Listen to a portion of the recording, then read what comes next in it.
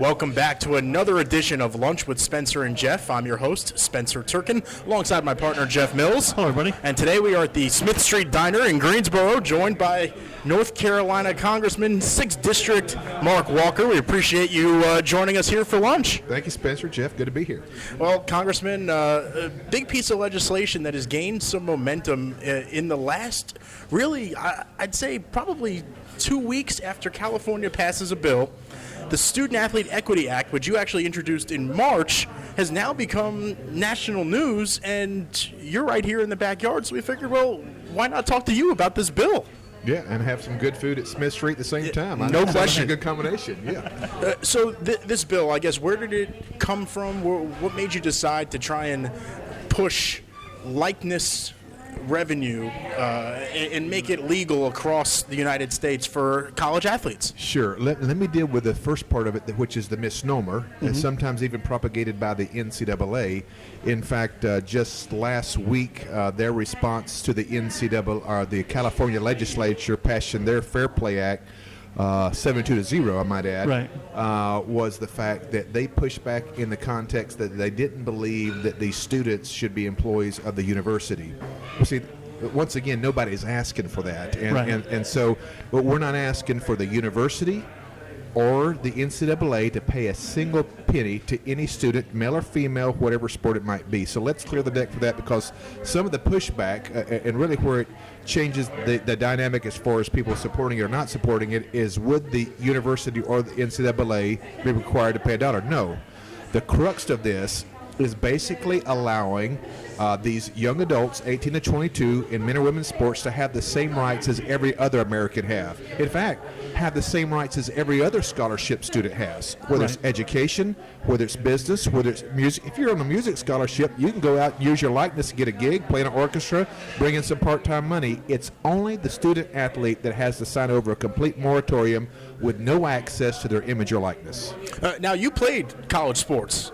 So now this was a while back. It was not at the Division I level, but you did play college sports, so you know what kind of time commitment these student athletes are giving to their schools. Well, yeah, there are some high school teams that were better than the college teams that I played on. So let's qualify that. So, but I've always loved the sport.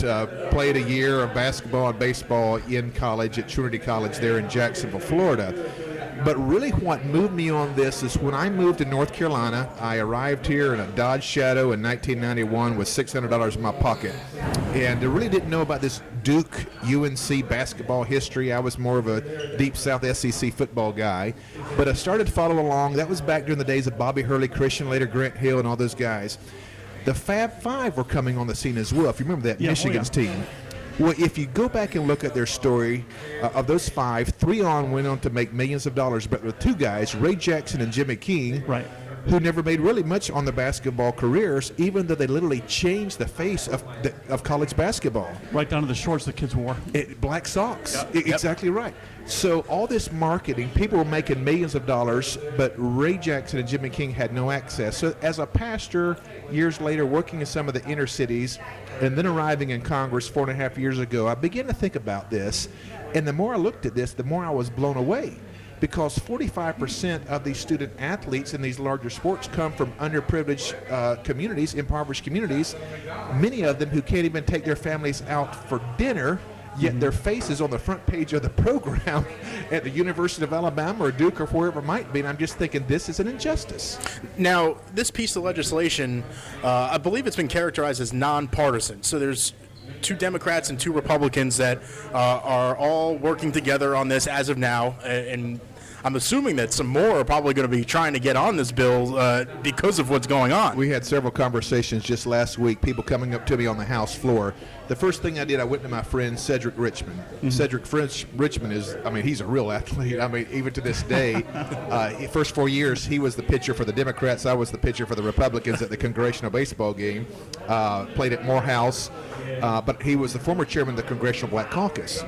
I'm the former chair of the largest caucus on the Republican side, so I figured if the 2 of us came together, people would realize, listen, this is not about being partisan. This is about making sure that people's civil rights aren't violated.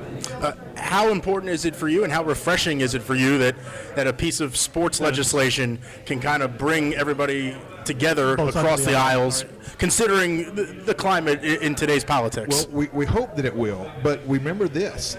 There are people that I've talked to privately.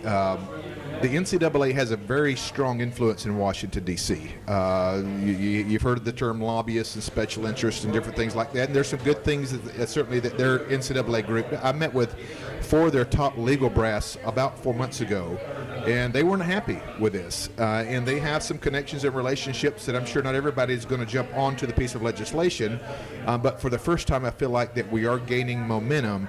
If you look at the Olympic model, there's some similarities here because remember years ago Olympians Strictly amateurs. Exactly. Right. Strictly amateurs. So this is a 4-page bill, not some 2000 Washington speak, 4-page bill that basically changes the tax code status of an amateur athlete in college. Now, I pulled up the bill. I did read it, and so I was actually able to read it and understand it, which means you're right. There's not a whole bunch of D.C. gibberish in there. This is a plain old tax code amendment. And the part that I found interesting, though, that I had some questions on was tax implications. Let's say a parent claims a student athlete as a dependent, which they can. It's their child. Is there a certain amount of money then that if the student athlete is making money off of their likeness that they can't claim them as a dependent, and certain things like that? How will those be monitored and governed? It's a great question. Some of those laws are already in place. If you have an adult child making a certain amount of money, there are some capacities or some limitations as far as what you're able to do and claim. But the point of this piece of legislation is to remember this. 99% of these student athletes never receive a professional sports contract. Right. So this is, people say, well, what about Zion Williamson? Listen, Nike and those guys, they've got all the, but what about the backup quarterback at Elon University or the volleyball player at A&T? These young men and young women who frankly do not have the opportunity to be able to use their likeness or image in any capacity during a prime earning opportunity. So this isn't just about the 4 or 5 young men or women that are going on to make millions in pro sports. You're talking about here the majority, the water polo player at a certain school, or the fencer, or even some of these non-revenue Olympic sports that you're hoping that they'll be able to make a little bit of extra money off of this. If I'm the backup quarterback at North Carolina A&T, okay, and I'm come from maybe some small town, pick one in North Carolina, maybe Dunn, maybe up in the mountains or wherever I'm coming from, if I want to go back home and there's a restaurant like Smith Street Diner that wants to come out and pay me a couple $100s to come sign autographs or appearance fee, it's no business of the NCAA. I own my name and likeness, and for me to have to sign that away, now listen, as a nonprofit, we're not trying to tell the NCAA how to do it. What we are trying to do is pass legislations that allows the student athlete to have their own image and access to their own likeness. By doing so, it would provide opportunities. I think it even removes the middleman. The NCAA has been concerned about this guy, the middleman, because if you're able to handle your own, I think there's a way to be able to do that as well. I think that was my next question. Is I know the NCAA's suggestion is going to be people from the outside having influence over these kids, and the specter of gambling and stuff like that always comes into stuff like this. But still, your bill is more about the athlete being able to control his or her own stuff, the same as the history student down the hall, right? Yeah, there's no question about that. And I think that's why I want to make sure this is the distinction, that this is basically a free market principle. Mm-hmm. Is that I have a certain name and likeness, just like anybody else can go down the street and use that to be able to create my own revenue. And listen, the NCAA, I would get it if they want to come out and say, well, okay, we're okay with this, but he can't use university apparel and logo. That belongs to university. I frankly agree with that. Okay. But just don't go as far to say, no, you can't go do anything on your own image or likeness. That should always belong to you. Mm-hmm. Certainly there are certain lines, like I talked about, that I would respect, and I think everybody would respect. But my legislation doesn't deal with that. It just removes the moratorium from preventing that keeps preventing these kids from being able to have that opportunity. Does the California bill help you or hurt you? I think it helps me. Okay. In a sense that, first of all, federal legislation would override the state legislation. But not only that, it is bringing attention and kind of helping me push this through the ways and means. Not to get too much in the weeds, but this bill, what happens, it needs to go through the Committee of Jurisdiction, which is the ways and means that oversees the tax code. Right. Once it does that, it goes to rules, goes to the House floor for a vote. If it passes, it goes to the Senate, and then to the president's desk to be signed into law. That sounds like a lot that has to still happen. How long could something like that take? Well, goodness gracious, most bills that get introduced never see the floor for a vote. Right. My hope would be that by the spring of next year, is that this has reached the president's desk and we've signed a law. I think about this in the context of some of these students that would it would help maybe their parents travel to see them at their away game that they couldn't afford to do. Or maybe take them out to dinner. I've talked with enough coaches to realize the situation that's tough there. So those are the kinds of things that I believe that would benefit these young adults, 18 to 22, that are old enough to go serve their country in a military arena, but are restricted at the same time from their own likeness. I think it's time for it to stop. You mentioned that you talked to some. What kind of research went into this bill? How long was this the process? We have been studying this for a year and a half. Okay. Really all different angles because we wanted to be prepared for any kind of pushback the NCAA. When we first started meeting them, they said, "Hey, back off here. We're going to fix this internally." So I went down and met with Jay Billis in Charlotte about a year and a half ago, and he frankly told me, he said, "Mark, don't believe that because they always promise that." And I'm not trying to be too disparaging of the NCAA. Even though they may be well-intentioned, it seems they never can get this part of it resolved. So frankly, I called Jay 2 days ago. He's going to come to Washington with me. We're actually working on a date this very day for him to come out. We're going to have a huge blow-it-out press conference and try to bring some attention to this that can really get this thing off the ground, build some momentum. And Jay Billis, for the record, has beat the drum for this for a long, long time. He has. He deserves some props on it. Yeah. J. David Hill, I think, is another guy, sports writer for ESPN or somebody. He's been out there. There's been a few guys in the front lines that have said, wait a second, there's something wrong with this. Who are some of the other people that you've consulted with on this piece of legislation? Have you spoken to athletic directors and university presidents to try and get a feel for them of schools of all sizes? We have. We have talked to several athletic directors. I hesitate to give you the specific name just because of the process. I was even having a phone conversation today with Condoleezza Rice, who has been on the NCAA board of, who has the commission that actually suggested that likeness should be allowed to be profitable. I think there might have been some restrictions, but she did, for the most part, believe that this should go through. We have run the full gamut of making sure we covered all the bases because people would say, well, what's a former small college athlete, former pastor, what in the world are you? But the more I looked into this, the more I wanted to make sure that we had the bases covered, from Jay Billis to Condoleezza Rice to coach, athletic directors, you name it, to see exactly where the pinpoint of what we felt like the injustice was located. What are some of the restrictions that you feel like, in addition to use of the university logo name, that should be put in place? I know some people are worried about potential booster tampering. So let's say a booster owns a business and they can guarantee to someone, oh, we'll buy all your jerseys, or we'll pay you X amount guaranteed to do this. Oh, someone offered you that, we'll do this. How do you prevent something like that from happening? Like that's never happened before, right? No, the point is this, is obviously the NCAA, there should be some parameters and guidelines with anything, and I don't have a problem with some of the regulations or putting in a regulatory process. But it was funny. I was meeting with 4 top brass of the NCAA about 4 months ago now, maybe 5 months ago, in my office, and they were saying, "Oh, this is going to allow for corruption." Well, the very next day is when those recordings were released with the head basketball coach at LSU talking to the middleman, and I'm thinking, oh, how ironic is this? Is there a foolproof way to say it's going to remove all corruption? I don't think there's any model that does that. But what it does, it allows that student athlete to control their own destiny, and it removes somebody from trying to work or game the system, because they now have access to be able to be their own entrepreneur and market themselves from whatever they want to do, to get creative, to create their own website. And especially if you keep the school apparel or the logos outside of it, I think that's a huge step as far as having access to their own jerseys and all that kind of stuff to be able to go. That belongs to the university. I get that.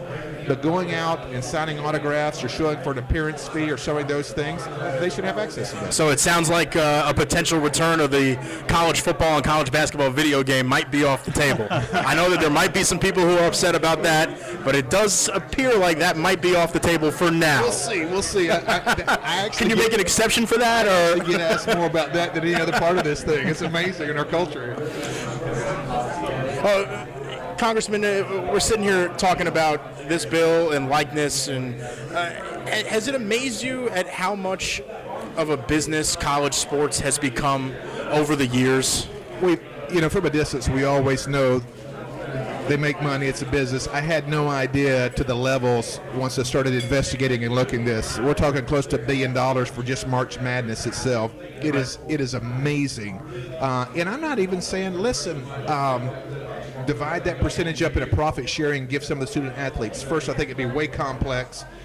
What size you listen, and that's where the NCAA continues to push back. We're not arguing that. All we're saying is allow these student athletes to go do their own thing when it comes to that. You keep all your money. We're not. If it's a money thing, and I think it's excess, but that's their job in our country, free market, to go do what you can.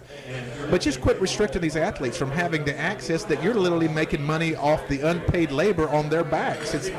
For us to be talking about this in 2019, I think it's amazing that we haven't already resolved decades ago. Has there been any potential research into the potential tax revenue that that this could provide to both the United States, and then would it also be taxable for the state level?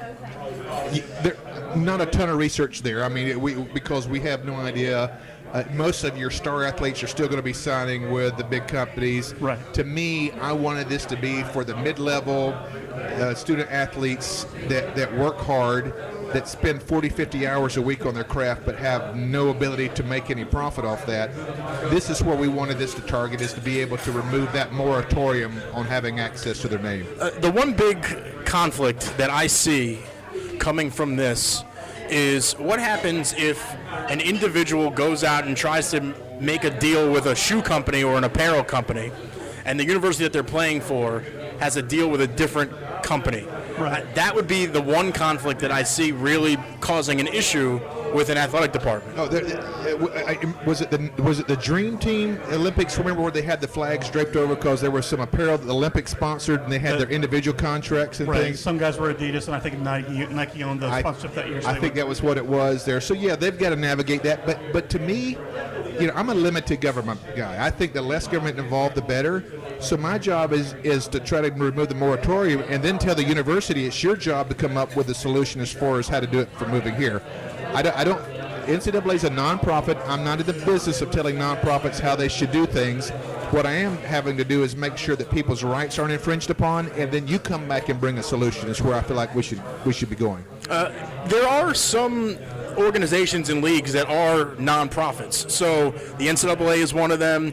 I know the NBA is actually not a nonprofit. They decided not to go that route. I believe the NFL still is. They are. Yeah. I think the NHL is. MLB is not anymore. Do you see that changing anytime soon, that maybe these leagues will not be nonprofits? I think there's pros and cons. Obviously the NFL. I mean, they're by far way ahead of everybody else when it comes to sports revenue now. I mean, just that it is what it is. That's a different level altogether. Yeah, right.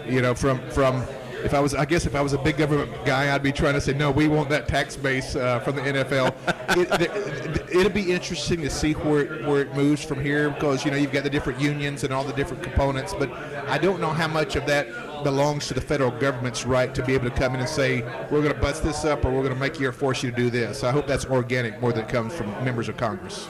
Now, you mentioned a little earlier in the podcast the Congressional baseball game. Yeah. It's one of the really cool events that kind of brings everybody together, and it's just a lot of fun to see everybody go out and play baseball, America's pastime. What is it like playing in that game? And how good are some of these congressmen and women at playing baseball? Well, you have a full range of talent. I mean, you can imagine middle-aged men and a few women trying to play baseball at a Major League Baseball stadium, the Washington National Stadium, full dimensions. We still pitch from 60 feet 6 inches. The bases are 90 feet, which seems like a long way now. But it is amazing moment. First of all, most of it goes to the Boys and Girls Club for charity, and it's been around since 1909. They used to place there on the yards itself. But I remember that first year I was named the starting pitcher. Republicans hadn't won in like 7 or 8 years, called Cedric Richmond. As a machine, he can still top 80 miles an hour. At 50 years old, 80 miles an hour, that's moving pretty quick, especially when he can break one off.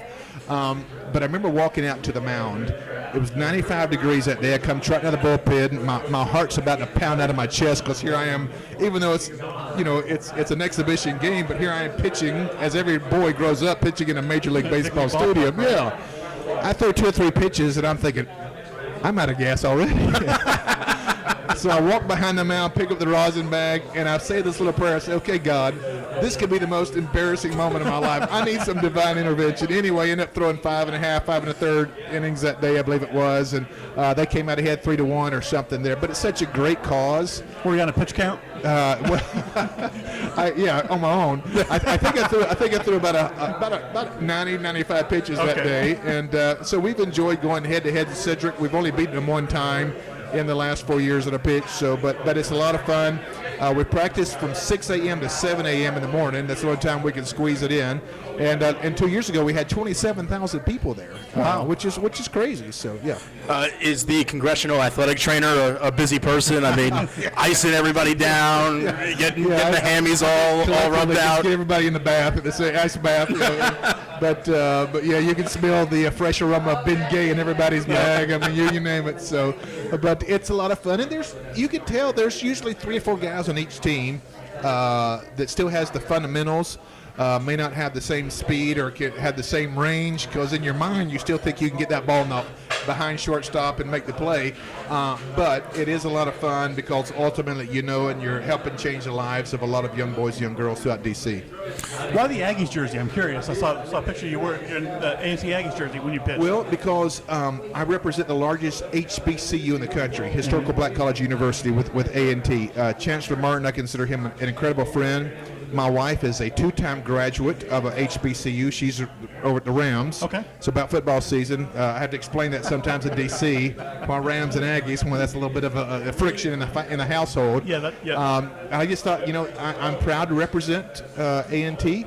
A lot of our work has been on behalf. In fact, tomorrow night we're voting on the Futures Act, which is a huge piece of legislation that helps HBCUs. And while I've been in office, we've helped increase funding 14% for historical black colleges and universities, and that's something we're very proud of. Congressman, you mentioned that you do represent A&T. However, War Memorial Stadium, where the Aggies play baseball, that's actually in Ted Budd's district. Is actually in Ted Budd's district. Yes. So I guess my question for you is to address the elephant in the room. Do you feel like it's appropriate for the campus to be divided down Laurel Street, or do you feel like you should have the whole campus in your district, because you are a big supporter of HBCUs? I would be honored to represent all of A&T. I work with Chancellor Martin. We helped make sure they had their own voting areas there where they didn't have to drive across town. I guess getting a little politically, I think Republicans could go a long way in working on those relationships. I'm not under any misnomer that the bulk of these students will vote for me because of just the label that I have, but I feel like that unless I'm willing to put the time in to build the relationships to understand, then I shouldn't expect those votes. Right. But I'm happy to represent the whole university. It's one of the reasons my first year of Congress, we brought 82 chancellors from historical black colleges and universities to Washington, D.C., because I wanted to hear directly from these individuals, what can we do to help? The first thing that we were able to do was get year-round Pell Grants. That was something they asked for. That's now law. So these opportunities to build bridges is something that we want to continue to do.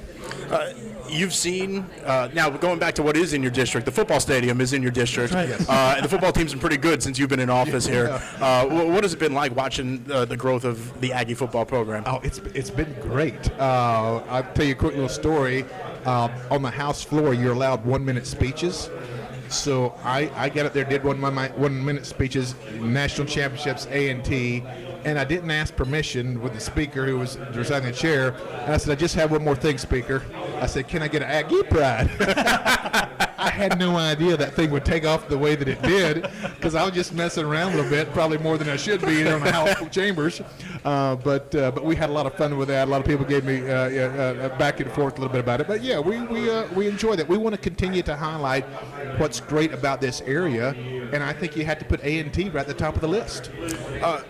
Back to the piece of legislation that you're hoping to get pushed through here. Yep. Have you spoken to the president about this? Do you think that he would be supportive of something like this? Obviously, you'll need a signature. Yeah, I've spoken to the vice president. We've spoken several. In fact, I was with the president and the vice president this past weekend in Baltimore at the House retreat.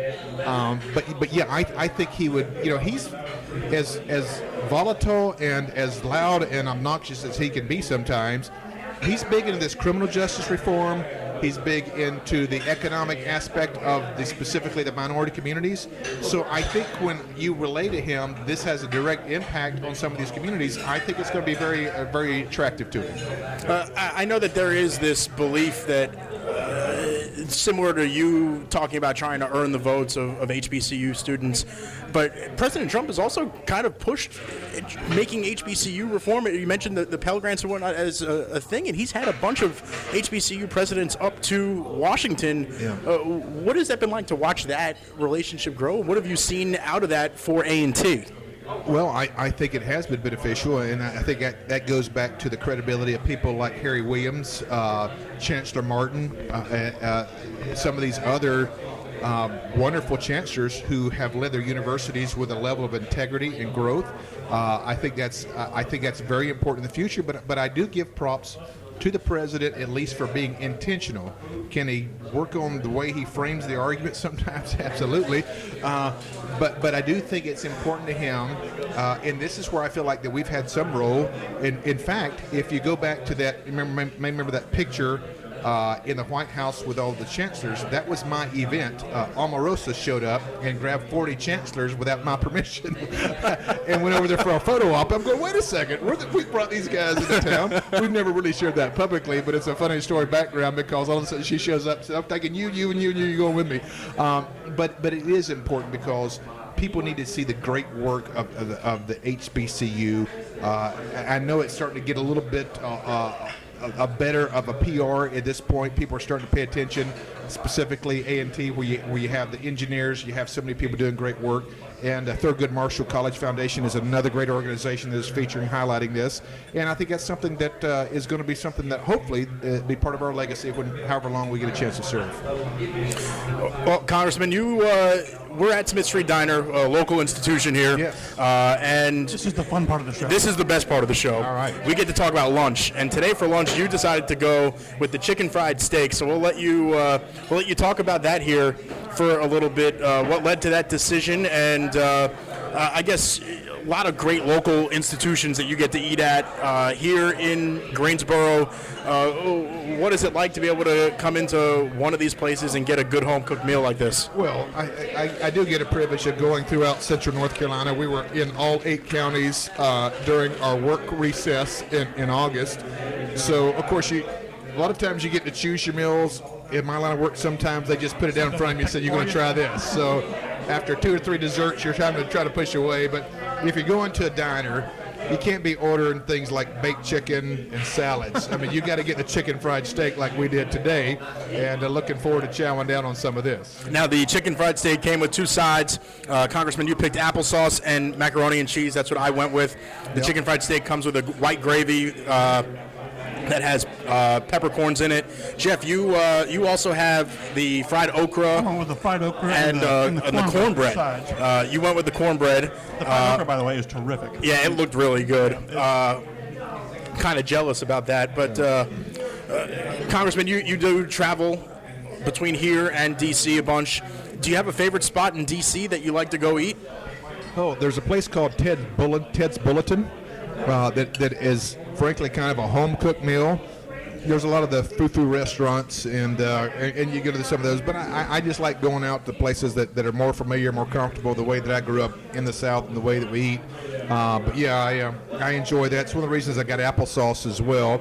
That way, if my wife asks me later, I can say, yeah, I had a balanced lunch, had fruit. Yeah, exactly right. So making sure I'm clearing the bases. So.